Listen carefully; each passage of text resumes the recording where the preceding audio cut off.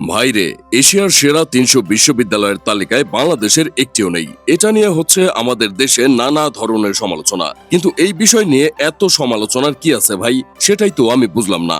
এশিয়ার ৩০০ বিশ্ববিদ্যালয়ের তালিকায় কেন ১,০০০ বিশ্ববিদ্যালয়ের তালিকায়ও নাম না থাকলেও অবাক হওয়ার কিছুই নাই, কারণ এই তালিকা তৈরি হয় সাধারণ পড়াশোনার ভিত্তিতে, কিন্তু আমাদের দেশের বিশ্ববিদ্যালয়গুলো পড়াশোনাকে গোনায় ধরে না। তাছাড়া আমাদের দেশে কেউ কোনোদিন ৩০০ বিশ্ববিদ্যালয়ের তালিকায় থাকার প্রতিযোগিতায় অংশগ্রহণ করে নাই। এখন আমাদের জেনারেশনের পোলাপান এই প্রতিযোগিতায় অংশগ্রহণ করে বিপদে পড়বে নাকি ভাই?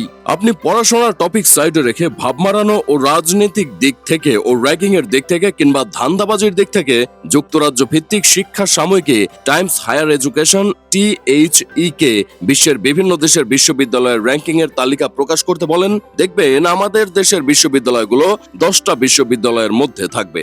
আরো একটা বিষয়ে বাংলাদেশের বিশ্ববিদ্যালয়গুলো 1 নম্বরে থাকবে, সেটা হলো রং মেখে সংসাজার প্রতিযোগিতা দিয়ে আর নাচানাচির প্রতিযোগিতার দিক থেকে যদি এই র্যাঙ্কিং প্রকাশ করে তাহলে বাংলাদেশের বিশ্ববিদ্যালয়গুলো 1 নম্বরে থাকবে। এসব শোনার পর আমার বন্ধু কেরামত বলতাছে আরেকটা বিষয় বাদ গেছে, যেটা হলো বিশ্ববিদ্যালয়ে রাজনীতি করে ফ্রি খাওয়ার প্রতিযোগিতা ও কে সবচেয়ে বেশি সময় নিয়ে অনার্স শেষ করতে পারে সেই প্রতিযোগিতার উপর ভিত্তি করে এই র্যাঙ্কিং প্রকাশিত করা হয়, তাহলে আমাদের দেশের বিশ্ববিদ্যালয় নাম্বার 1 হবে।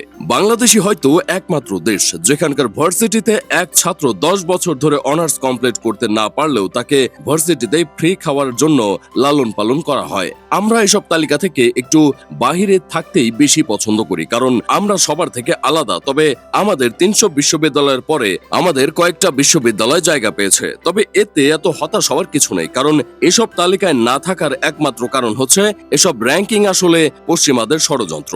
আমাদের সংস্কৃতি আলাদা, তাই আমাদের পেছনে রাখে। তাছাড়া আমাদের এসব র্যাঙ্কিং এর দিকে মন না দিলেও চলবে, আমাদের ফুল মনোযোগ দিতে হবে রাজনীতিতে। কেউ ভালো কিছু বললে ভার্সিটির বাস থেকে উড়ে এসে হাতাহাতি করতে হবে। কে বড় আর কে ছোট সেই দিকে খেয়াল রাখার প্রয়োজন নাই। আমাদের কেউ কিছু বললে তার গায়ে হাত দিয়ে বেয়াদবি করতে হবে।